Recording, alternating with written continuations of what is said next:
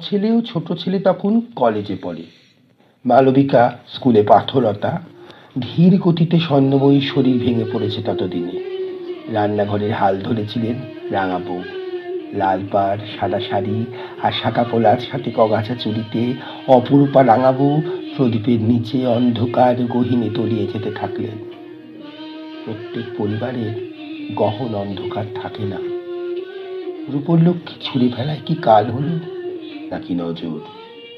শান্তির বাতাবরণ প্রদীপের অশান্তিতে হয়ে উঠত অকরুণ, অবলীন। চিকিৎসা করাতে পাগলা গারদ হলো ওয়াইমসিএ খ্যাত কাজলী ও মালবিকা দাদামণির ঠিকানা।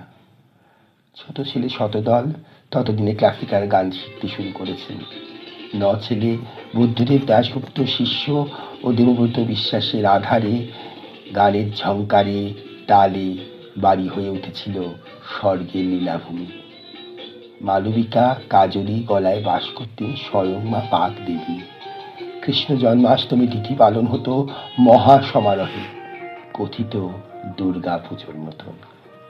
মালবিকায় গান ছিল শ্রীকৃষ্ণ জন্মাষ্টমীর এক নব সংযোজন বার্তা। আনন্দাশ্রুতে রাঙাবউ পালন করতেন শ্রীকৃষ্ণ জন্মাষ্টমী ব্রত। রাঙাবাবুও বুড়োদার কাছে তারই সাহচর্যে দিন কাটাতেন।